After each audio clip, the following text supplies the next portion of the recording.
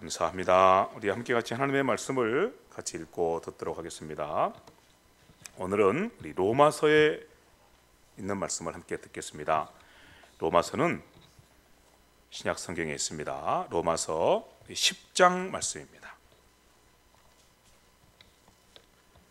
로마서 10장 9절 말씀부터 15절 말씀까지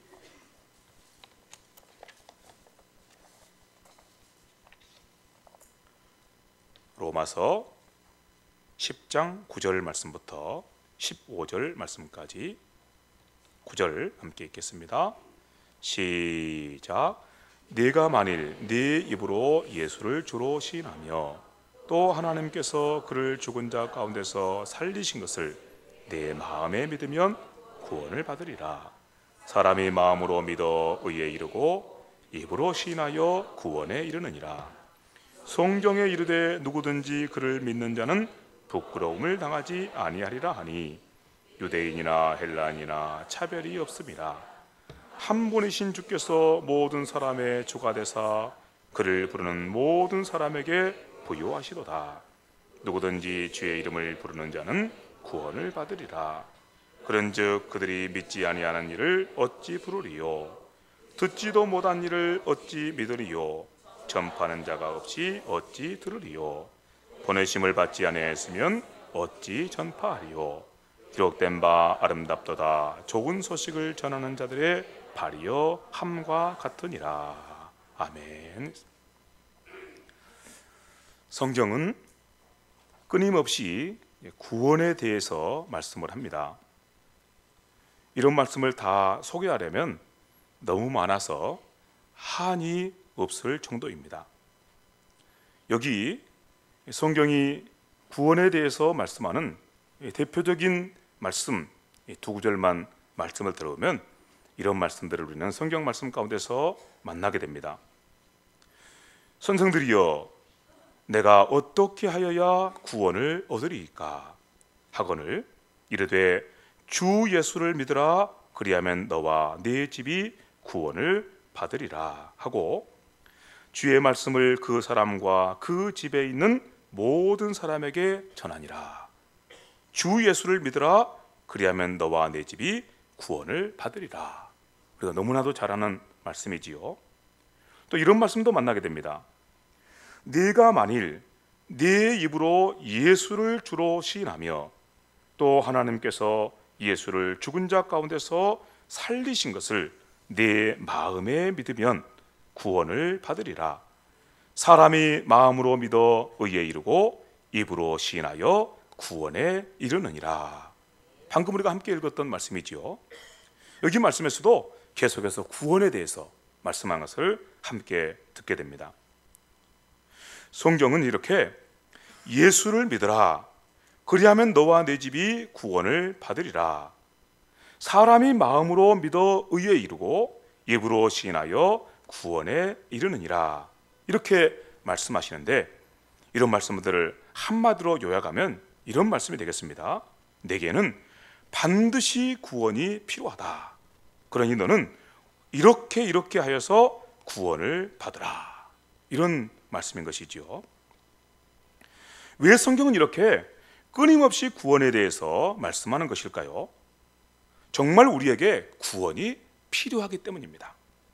우리에게 만약 우리에게 구원이 필요 없다면 성경이 이렇게 끊임없이 구원에 대해서 말씀하실 필요가 없고 구원받는 길에 대해서 우리에게 말씀하실 필요가 없을 것입니다. 사람들은 말합니다. 내게는 구원 따위는 필요 없어. 나는 얼마나 잘 살고 있는지 몰라. 이렇게 내가 잘 살고 있는데 구원은 무슨 구원이야? 이렇게 사람들은 말합니다. 그러나 그렇지 않습니다. 정말 모든 사람에게는 반드시 구원이 필요합니다. 왜냐하면 그들이 범죄하여서 생명과 복의 근원이신 창조주 하나님께로부터 떠나 있기 때문입니다. 우리가 너무나도 잘 아는 말씀이 하나 있습니다. 로마서 3장 23절 말씀인데 모든 사람이 죄를 범하여 하나님의 영광에 이르지 못하였더라 말씀하십니다. 모든 사람이 죄를 범하여서 범죄해서 하나님의 영광에 이를 수가 없게 되었습니다. 정말 인정하고 싶지 않겠지만 모든 사람은 다 죄를 범하였습니다. 방금 전에 성경이 그렇게 우리에게 말씀하신 것을 들었죠. 모든 사람이 죄를 범하여. 사람들은 이 말씀 앞에서도 여전히 항변할 것입니다. 내가 무슨 죄를 지었느냐라고 이렇게 항변할 것입니다. 그러나 성경은 분명하게 말씀하십니다. 모든 사람이 죄를 범하였다. 그러므로 인정하기 싫으시더라도 인정하셔야 됩니다. 우리는 다 죄인입니다. 우리가 이처럼 하나님 앞에 죄를 지었기 때문에 하나님의 영광에 이르는 길이, 하나님 앞으로 가는 길이 우리 앞에 막혀 있습니다. 그러므로 우리는 가난합니다. 한없이 비참합니다. 영원히 죽을 수밖에 없습니다. 왜 그런가요? 우리에게 필요한 모든 영광과 존귀와 생명과 복은 다 누구로부터 우리에게 옵니까? 창조주 하나님으로부터 옵니다. 그분께서 생명과 복의 근원이십니다. 그분께서 세상을 창조하셨고 지금도 세상을 그분께서 다스리고 계시기 때문입니다. 그러므로 우리에게 필요한 모든 영광과 존귀와 생명과 복은 다 하나님으로부터 오는데 그 하나님과 우리의 관계가 끊어져 있으니, 그 하나님 앞으로 나가는 길이 우리 앞에 막혀 있으니 우리는 가난하다는 말씀입니다. 우리는 비참하다는 말씀입니다. 우리 앞에 있는 것은 오직 저주와 형벌뿐이라는 말씀입니다. 이런 말씀 우리가 함께 들어도 이 말씀이 무슨 뜻인지 잘 이해가 되질 않습니다. 제가 여러분들의 이해를 돕기 위해서 한 가지 예를 들어드리겠습니다. 어떤 갓난아기가 엄마 품에 안겨 있습니다. 그런데 이 갓난아기가 어떤 이유인지는 모르지만 병이 들었을 수도 있고 아니면 또 다른 어떤 그런 이유일 수도 있고 어떤 이유인지 모르지만 엄마의 젖을 빨지를 못합니다. 엄마의 품에 안겨 있지만 엄마의 젖을 빨아서 젖을 먹지를 못합니다. 그렇다면 누군가가 이 아이를 엄마 말고 또 다른 누군가가 이 아이에게 도움을 주지 않는다면 이 아이는 어떻게 될까요? 엄마 품에서 죽어가겠죠. 엄마를 통해서 젖을 공급받아야 되는데 젖을 공급받지 못하면 시간이 지나면서 죽어가겠죠. 그런데 만약에 이 아기가 엄마의 품에 안겨있지도 않다면, 엄마의 품에 떠나서 혼자 맨바닥에, 그것도 한겨울에 그렇게 혼자 떨어져 있다면 이 아기가 어떻게 될까요? 그 아기의 형편이 어떻게 될까요? 참 상상하기도 끔찍한 그런 모습입니다. 아주 오래전 일입니다. 제가 거금도에서 교회를 섬길 때, 그럴 때 성탄절이 됐는데, 성탄절이어서 이제 예배당에 가서 온종일 있었던 것이죠. 그런데 저희 집에서 키우던 개가 마침 그때 새끼를 낳은 거예요. 아이들이 성탄 장사를 다 마치고 집에 갔다 달려와서 저희들한테 소식을 알려줍니다. 개가 새끼를 낳았어요. 빨리 와보세요. 갈 수 없죠. 조금만 기다려라. 다 정리하고 갔습니다. 근데 저희들이 잘 몰라가지고 강아지를 낳을 때가 되면 집을 마련해주고 따뜻하게 다 해줘야 되는데 새끼를 낳을 때가 가까운 줄 알았지만 언제 낳을 줄 모르니까 그걸 준비를 안 해준 거예요. 사람은 없죠. 혼자서 그냥 땅바닥에다 새끼를 놔둔 거예요. 그래서 가보니까 이미 얼어버렸어요. 그 추운 날씨에 꽁꽁 얼어가지고 새끼들이 다 죽어 있어요. 이 엄마 개는 와서 자기가 새끼 낳았다고 막 우리를 이렇게 데리고 새끼 낳은 곳을 안내하는데 가보니까 이미 다 죽어 있는 거예요. 여러분, 하나님을 떠난 인생의 모습이 그럴 수 있다는 것입니다. 그런 모습이란 것입니다. 한번 무슨 뜻인지 깊이 헤아려 보시기를 바랍니다. 여러분에게 한번 여쭤보겠습니다. 하나님께서 천지를 창조하신 창조주이심을 믿으십니까? 그분께서 지금도 세상을 다스리고 붙잡고 계시고 세상의 모든 필요한 것들을 공급하시는 유일하신 하나님이신 것을 믿으십니까? 그렇다면 그 하나님에게서 떠나 있는 인생은, 그 하나님에게로 나아갈 수 없는 인생은, 그 인생은 죽어 있는 것입니다. 그 인생보다 가난한 인생은 없는 것입니다. 그 인생보다 비참한 인생은 없는 것입니다. 마치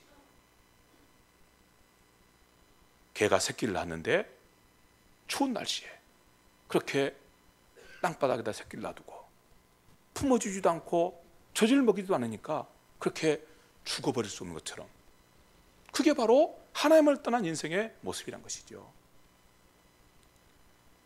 그런 모습을 우리에게 소개하는 말씀이 모든 사람이 죄를 범하였음에 하나님의 영광에 이르지 못하였다고 말씀하는 그 말씀인 것입니다. 사정이람에도 불구하고 모든 사람이 어떤 형편 가운데 있는지 알지를 못한 채 하나님께로 나아가는 길을 찾지 않는 인생보다 더 불행하고 더 안타까운 인생은 없다는 사실을 기억하시기를 바랍니다. 그렇다면 죄가 도대체 무엇입니까? 죄를 범함으로 말미암아 우리가 죄인이기 때문에 하나님 앞으로 나가는 길이 막혀서 우리가 그렇게 가난하고 그렇게 비참하고 그렇게 우리 가운데 그 어떤 영광과 존귀함과 풍성함도 찾을 수가 없는 인생이 되었다면, 물론 이 말씀은 영적으로 그렇다는 말씀입니다. 그런 인생이 되었다면 죄가 도대체 무엇입니까? 죄가 도대체 무엇이기에 인생을 이렇게 가난하고 비참하게 만드는가요? 인생을 부욕케 하시고 존귀하게 하시는 하나님께로 나아갈 길을 막아버리는 것일까요? 그 말씀을 소개하는 말씀이 여기 있습니다. 같은 로마서인데 1장 28절에 보면 이렇게 말씀한 것을 듣게 됩니다. 또한 그들이 마음에 하나님 두기를 싫어하며, 뭐라고요? 하나님 두기를 싫어한다. 이것이 바로 죄입니다. 사람들 속에 누구를 모시기를 싫어한다고요? 하나님 모시기를 싫어하는 마음이 있습니다.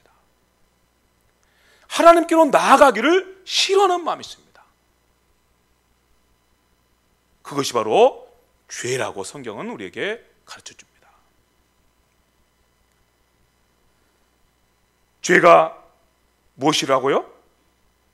마음에 하나님 모시기를 싫어하는 것, 하나님 앞으로 나가는 것을 싫어하는 것, 그것이 죄입니다. 이런 마음을 우리가 품고 살아가게 되면 당연히 하나님 앞에 나가지 않겠죠. 우리 앞에 하나님께로 나가는 길이 막혀 있기 때문이 아니고, 정확하게 말씀드리면 우리가 하나님 앞으로 나가지를 않는 것입니다. 막혀 있는 게 아니에요.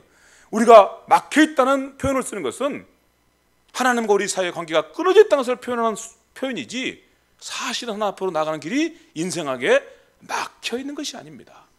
좀 더 정확하게 말씀드리면 우리가 하나님 앞으로 나가지를 않는 것입니다.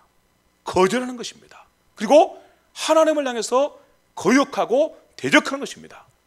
그러므로 하나님께서도 그에 합당한 형벌을 우리에게 내리실 수밖에 없는 것이죠.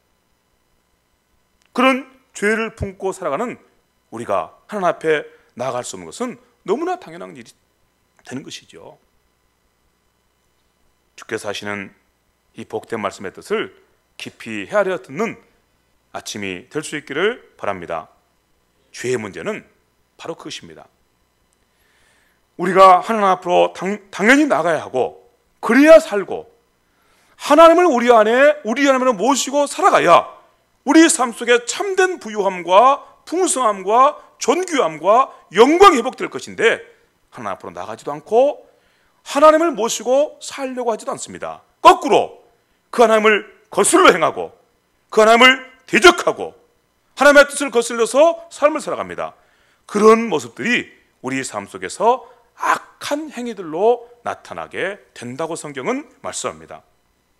여기 이렇게 말씀합니다. 아까 우리 함께 읽었던 말씀입니다.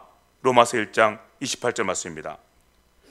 또한 그들이 마음에 하나님 두기를 싫어하며 하나님께서 그들을 그 상실한 마음대로 내버려 두사.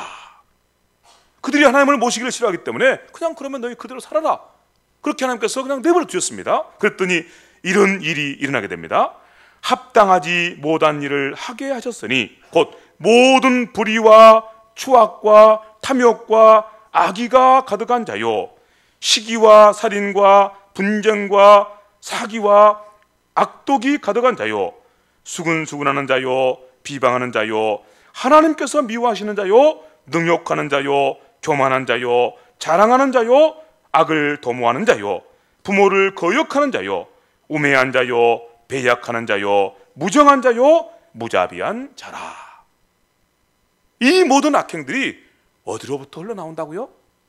마음에 하나님 모시기를 싫어하니까, 마음에 하나님 모시기를 싫어하니까 하나님의 뜻을 따라서 살려고 하지 않습니다.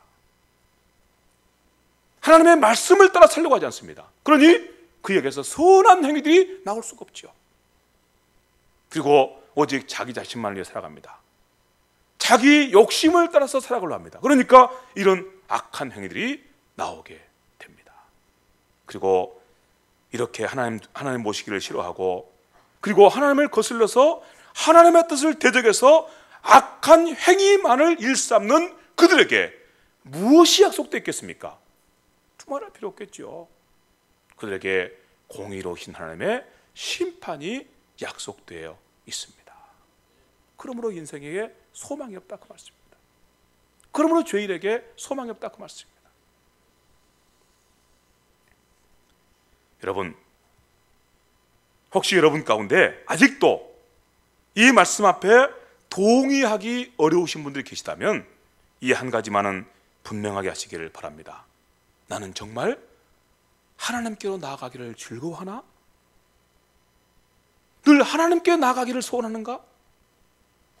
하나님 앞에 나가서 하나님의 뜻대로, 하나님의 말씀대로, 하나님의 소원대로 살아가기를 항상 소원하는가? 나는 내 속에 하나님 모시기를 기뻐하고 하나님께서 인도하신 대로, 하나님께서 이끄시는 대로 그렇게 하나님의 뜻을 따라서 내 삶을 살아가기를 원하는가? 그 소원이 간절하게 있는가? 그렇다면 여러분은 정말로 복된 인생들입니다. 그러나 만약에 그런 소원이 없다면, 하나님께로 나가기를 싫어하고 계신다면, 그리고 하나님 모시기를 힘써 행하기를 원하지 않으신다면, 그런 소원이 여러분 가운데 없으시다면 여러분들에게는 더 이상 소망이 없습니다. 왜냐하면 하나님의 뜻을 거슬러 행하는 인생에게 그 어떤 미래도 없기 때문입니다. 그들에게는 악한 행위들이 나타날 뿐이고 하나님을 대적하는 그런 삶의 모습이 나타날 뿐이고 거기에 합당한 하나님의 저주와 형벌이 그 위에 쏟아지고 부어질 것밖에 다른 것이 그들에게 약속되는 것이 없기 때문입니다. 그런 말씀을 말씀하는 말씀이 여기 있습니다. 에베소서 2장 1절에 나오는 말씀인데 제가 한번 읽어드리겠습니다. 그는 허물과 죄로 죽었던 너희를 살리셨도다. 허물과 죄로 죽었다고 말씀하고 있습니다. 죄인들이 허물과 죄로 죽었다는 말씀이지요. 앞서 우리가 말씀을 들은 대로입니다. 그런데 그런 우리를 살려내셨다고 말씀하십니다. 그러면서 말씀해 주십니다. 그러면 허물과 죄로 죽은 우리의 모습은 어떤 모습인가에 대해서 이렇게 말씀해 줍니다. 그에게 그때의 너희가 허물과 죄로 죽었던 때 너희는 그 가운데서 행하여 이 세상 풍조를 따르고, 하나님의 말씀대로 살지 않고 이 세상의 풍조를 따라 살아갑니다. 공중 권세 잡은 자를 따랐으니, 이 공중 권세 잡은 자는 누군가 하면 악한 영입니다. 사탄과 그의 졸개들, 늘 우리를 그렇게 패망의 길로 인도하고 영원한 사망의 길로 인도하고 하나님을 대적하며 살다가 하나님의 저주와 심판을 받는 길로 인도하는 바로 그 악한 영들, 그 악한 영들을 따라서 살아간다는 것이죠. 이 세상의 풍조를 따르고 공중 권세 잡은 자, 곧 악한 영들을 따라 살아갔으므로 너희에게는 허물과 죄로 죽어있다고 그렇게 말씀합니다. 그런데 전에는 우리도 다 그렇게 살았습니다. 그래서 하나님의 진노 아래 있었습니다. 그런 우리를 하나님께서 예수를 통해서 다시 구원해 주셨다고 선포하는 말씀입니다. 그 말씀이 여기 나옵니다. 그는 허물과 죄로 죽었던 너희를 살리셨도다. 이 그분은 바로 예수님이십니다. 예수님께서 이렇게 허물과 죄로 죽었던 우리, 전에 이 세상 풍조를 따라 살아가고 하나님을 거역해 살아가고 하나님이 아니라 사탄을 쫓아서 살아가고 그러므로 하나님의 진노를 받을 수밖에 없는 우리를, 그래서 허물과 죄로 죽어있던 우리를 예수님께서 살려주셨다고 말씀하십니다. 그러므로 성경은 우리에게 말씀하신 것입니다.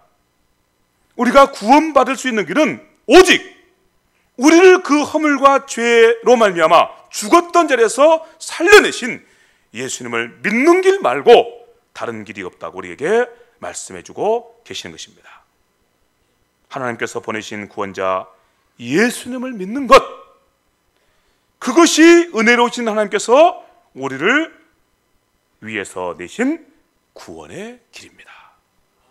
하나님께서 보내신 예수님을 믿는 것, 그것이 바로 하나님께서 우리를 위해서 내신 구원의 길입니다. 이렇게 말씀을 듣고 보니까 다시 한번 우리에게 또 질문이 생깁니다. 도대체 예수님을 믿을 때 무슨 일이 일어나는가? 예수님 믿을 때 무슨 일이 일어나는가? 우리가 죄 아래 살면 무슨 일이 일어난다고 그랬습니까? 하나님께로 나가지 않는다고 그랬습니다. 하나님께로 나가지 않고 하나님을 거역하여 산다고 했습니다. 그러므로 악한 행위들만이 나온다고 그랬습니다.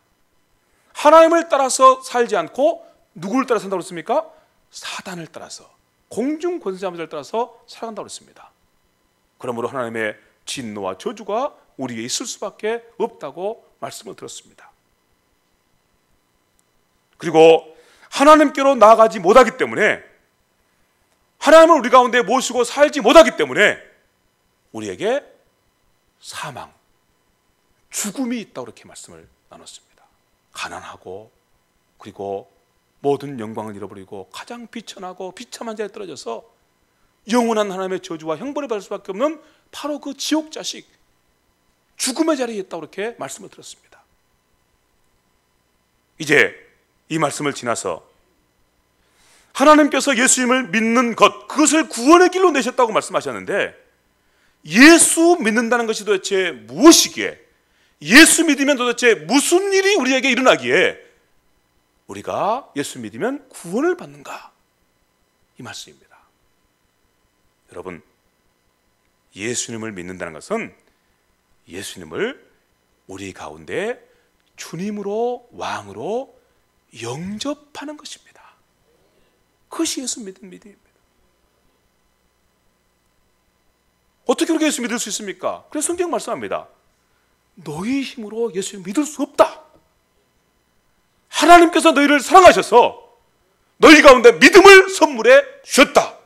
그래서 그 믿음으로 말미암아 너희는, 전에는 너희가 하나님을 대적하고 결코 하나님을 너희 가운데 너희의 주로 왕으로 영접하지 않던 너희가, 반대로 하나님을 거슬러 살던 너희가 예수님을 너희 가운데 모시게 되고 하나님을 너희 가운데 모시게 되었다고 말씀하고 있습니다. 그게 예수 믿음입니다. 예수님을 여러분의 구주로 믿으십니까? 그러면 여러분들은 예수님을 여러분의 중심에 모셨다는 사실을 기억하시기를 바랍니다. 우리는 예수님을 믿는다고 하는데 그 믿음의 내용을 자꾸 이렇게 생각합니다. 나는 예수님을 알고 있습니다. 예수님께 십자가에서 나를 위해 죽으셨습니다. 예수께서 십자가에 흘린 피로 내 모든 죄가 다 용서받았습니다. 예수님은 나의 구주이시고 세상의 주님이십니다. 나는 그것을 너무너무 잘 알고 있습니다. 그것이 믿음이 아니에요. 물론 그것도 믿음의 일부분이지만 그것은 믿음의 전부가 아닙니다. 믿는다는 것은 그 사실을 알고 그 사실을 알기 때문에 그분을 내 삶의 중심에 나의 주님으로 나의 왕으로 모시는 것입니다. 그게 바로 믿음입니다. 다시 여러분 여쭤보겠습니다. 여러분 예수님을 믿으십니까? 그러면 여러분 속에 예수님께서 주인으로 왕으로 계신다고 하는 사실도 믿으시기 바랍니다. 그 믿음이 우리에게 있어야 됩니다. 이제 왜 예수 믿음이 우리에게 구원인지 아시겠습니까? 전에 우리가 죄에 있을 때는, 죄 안에 있을 때는 하나님께로 나가기를 거절했습니다. 하나님을 우리 가운데 우리의 주님으로 왕으로 모시기를 거절했습니다. 그러면 당연히 하나님의 뜻대로 사는 것도 거절하죠. 그리고 하나님을 거역하는 길로만 가지요. 악한 행위들을 일삼고 하나님의 저주와 진노를 불러들이는 그런 삶을 살아가는 길로 가지요. 그런데 이제 예수 믿음으로 우리의 삶의 방향이 완전히 바뀌게 된 것입니다. 예수 믿음이 뭐라고 그랬습니까? 예수님을 나의 주님으로 나의 왕으로 모시는 일이라 했습니다. 이제는 하나님 앞으로 나가지 않던 내가 하나님 앞으로 달려갑니다. 그분께 나의 주님이시고 왕이시기 때문입니다. 이제는 전에는 내 속에 하나님 모시기를 그렇게도 싫어하고 그분의 이끄심과 그분의 인도하심을 따라 사는 것이 그렇게 싫었던 내가 반대로 내 속에 하나님을 모시고 그분께서 이끄시는 대로 그분께서 인도하시는 대로 그렇게 덜 삶을 살아가기를 즐거워하고 그 삶을 가장 행복하게 여기고 살아갑니다. 이렇게 인생의 방향이 바뀐 사람, 그래서 하나님을 거슬러 살아가던 죄의 습관들을 버리고 이제는 오직 우리 안에 하나님을 왕으로 주인으로 모시고 그분의 인도하심을 따라서 그분께 순종하는 삶을 기쁨으로 즐거움으로 살아가는 사람, 이 사람이 바로 예수 믿는 사람들이라는 말씀입니다. 여기 이 진리를 선포하는 말씀이 있습니다. 요한일서 4장 15절 말씀입니다. 누구든지 예수를 하나님의 아들이라 시인하면, 같이 읽어봅시다. 하나님이 그의 안에 거하시고 그도 하나님 안에 거하느니라. 다시 읽어볼까요? 앞에 화면에 나왔죠? 읽어보겠습니다. 누구든지, 시작. 누구든지 예수를 하나님의 아들이라 시인하면, 믿으면 하나님이 그의 안에 거하시고 그도 하나님 안에 거하느니라. 이게 구원입니다. 하나님과 우리 속에 계십니다. 우리가 하나님 앞에 나가는 길이 열렸습니다.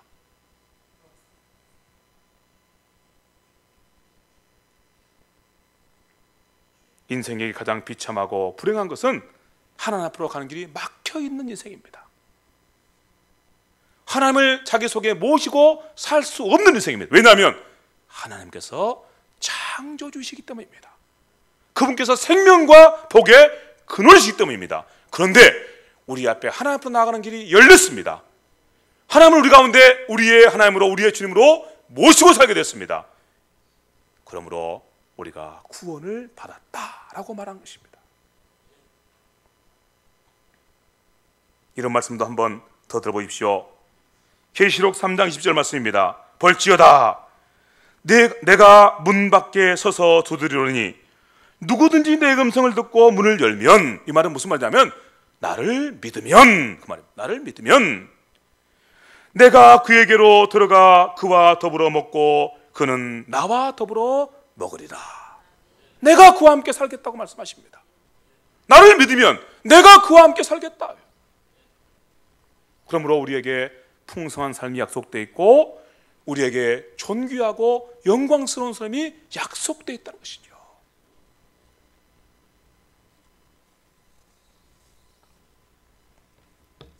그래서 예수님을 나의 구주로 믿는 것보다 더 감사하고 더 기뻐할 일이 없습니다. 세상에서 가장 우리를 기쁘게 하는 그 기쁜 소식이 있다면 바로 그것은 예수님을 믿는 그 믿음의 소식입니다. 성경 보십시오. 왜 그런지 지금까지 우리가 들었던 말씀을 요약하는 말씀 얘기했습니다. 로마서 10장 11절과 12절 말씀입니다. 한번 여러분 본문 말씀이니까 읽어보시기 바랍니다. 지금까지 우리가 들었던 말씀을 요약해 줍니다. 읽어봅시다. 시작. 성경에 이르되 누구든지 그를 믿는 자는 부끄러움을 당하지 아니하리라 하니 유대인이나 헬라인이나 차별이 없음이라. 한 분이신 주께서 모든 사람의 주가 되사 그를 부르는 모든 사람에게 부요하시도다. 그를 부르는 모든 사람에게 부요하시도다. 아멘. 여러분, 먼저 믿은 분들에게 여쭤봅니다. 예수님을 믿음으로, 예수님을 여러분 가운데 주님으로 왕으로 모시고 살아감으로 여러분 정말 부유하십니까? 풍성하십니까? 그 풍성함 때문에 감사와 기쁨이 여러분의 삶의 특징으로 되어 있습니까? 이런 은혜가 우리 모두 가운데 함께 할 수 있기를 간절히 바랍니다. 성경은 우리에게 이렇게 말씀하십니다. 그의 이름을 부르는 모든 사람에게 부요하시도다 라고 말씀하십니다. 이제 말씀을 마무리할 때가 됐습니다. 이렇게 예수님을 믿고 구원받아서 예수님을 그 삶의 중심의 왕으로 주인으로 모시는 사람에게 구원이 임하고, 그리고 그의 삶에 풍성한 삶과 부유한 삶이 약속되었기 때문에, 그렇기 때문에 방금 우리가 함께 같이 말씀을 나눈 것처럼 예수 믿으십시오, 예수 믿으면 구원받습니다 라고 하는 이 소식이 복음입니다. 온 세상에 다 들어야 될 큰 기쁨의 좋은 소식입니다. 예수 믿으면 구원했습니다. 예수 믿으면 하나님을 당신의 주인으로, 아버지로, 목자로 모시고 살게 됩니다. 온 세상이 반드시 들어야, 이 영적인 원리를 사도 바울은 너무 깊이 알고 있었습니다. 그러므로 사도 바울은 할 수만 있으면 모든 사람에게 이 복음을 전해주길 원합니다. 사도 바울에게 일평생 대적자가 있었습니다.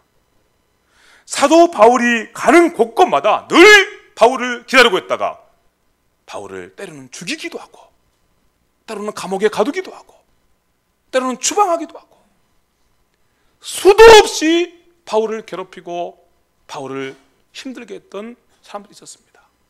바로 유대인들입니다. 자기의 동족 유대인. 그런데 바울은 그런 유대인, 어떻게 보면 원수지요. 어디를 가려고 하면 미리 거기에 준비하고 있어요. 도망가면 끝까지 쫓아와서 그를 죽이겠다고 달려듭니다. 원수지요. 그런데 그런 유대인을 향해서 바울이 고백하는 고백이 여기 있습니다. 로마서 10장 1절 말씀입니다. 형제들아, 내 마음에 원하는 바와 하나님께 구하는 바는 이스라엘을 위함이니 곧 그들로 구원을 받게 하려 함이라. 이렇게 고백합니다. 심지어 말합니다. 내가 지옥에 가도 좋으니 이 유대인들, 이 이스라엘 백성들이 다 구원 얻기를 원하노라. 도대체 바울의 마음속에 어떤 그런 열망이 있어서 이런 고백을 할까요? 바울은 정말 예수님을 믿는 사람이었습니다. 그리고 그 믿음으로 그의 삶에 하나님을 온전하게 주님으로 왕으로 모신 사람이었습니다. 그리고 그 하나님과 항상 함께 동행하는 사람이었습니다. 그분이 이끄신 대로 삶을 살았고, 그분께서 약속하신 하늘나라를 소망중에 바라보면서 힘있게 달려가던 사람이었습니다. 하나님께서 그를 위해서 허락하신 구원과 하나님께서 그를 위해서 예비해 두신 하늘나라가 얼마나 놀라운 일인가에 대해서 너무나도 잘 알고 있었습니다. 그러므로 자기가 받은 그 구원을 자기의 동족 유대인들도, 자기를 박해하고 핍박하고 회방하는 그 유대인들, 원수와 같은 유대인들조차도 반드시 함께 받았으면 좋겠다고 하는 소원이 일어납니다. 그 소원이 이렇게 표현되어 있습니다. 주께서 하시는 이 복된 말씀을 따라 함께 우리 마음 가운데서 같은 소원이 회복되고 이루어지기를 간절히 바랍니다. 이스라엘 백성들에게 하나님께서 끊임없이 복음을 전하셨습니다. 말씀을 들어보니까 종일토록 내가 너희를 향해서 손을 벌리고, 이 말씀 보시면 계속 이 복음을 전했다는 말씀입니다. 돌아와라, 구원의 길이 여기 있다. 예수 믿어라, 여기에 구원의 길이 있다고 계속해서 말씀하신 것입니다. 호소하신 것입니다. 그런데 유대인들은 그런 하나님의 호소를 무시했어요. 그리고 멸망의 길로 가는 것입니다. 죽음의 길로 가는 것입니다. 그 모습을 보고 바울은 너무 안타까웠습니다. 그래서 앞서 우리가 함께 나눴던 그런 소원이 바울의 속에서 일어나게 되는 것입니다. 그런 안타까움은 하나님의 아버지의 안타까움이고, 세상을 구원하는 그 구원의 일을 이루신 예수님의 안타까움입니다. 여기 이런 말씀을 우리가 함께 만나게 됩니다. 이런 안타까움을 가지고 하나님께서 사도 바울의 입술을 통해서 선포하시는 말씀입니다. 14절과 15절 말씀입니다. 그런즉 그들이 믿지 아니하는 일을 어찌 부르리요? 듣지도 못한 일을 어찌 믿으리요? 전파하는 자가 없이 어찌 들으리요? 보내심을 받지 아니하였으면 어찌 전파하리요? 기록된 바 아름답도다 좋은 소식을 전하는 자들의 발이여 함과 같으니라. 믿음은 들으면서 납니다. 그러므로 반드시 누군가가 이 말씀을 전해 주어야 된다고 말씀하고, 누군가가 이 말씀을 전해 주는 사람이 있다면 그의 발은 세상에서 가장 아름다운 발이라고 말씀하고 계십니다. 여러분, 마지막으로 여러분에게 여쭤봅니다. 정말 구원 받으셨습니까? 하나님 모시고 살고 계십니까? 한 50%만 하면 하신 것 같아요. 한 50%. 다시 한번 여러분 여쭤보겠습니다. 정말 구원 받으셨습니까? 하나님께 여러분의 삶의 주인이십니까? 그렇다면 여러분 삶 속에 하나님을 모시고 살아가는 삶으로 말미암아 풍성함과 부유함이 있습니까? 확 줄어들잖아요. 아, 이거 목사님 무슨 이야기입니까? 내가 이렇게 가난하고 돈도 없고 늘 병에 시달리고 이렇게 안타까우면서 살고 있는데 무슨 부유하다고 말씀하십니까? 무슨 풍성하다고 말씀하십니까?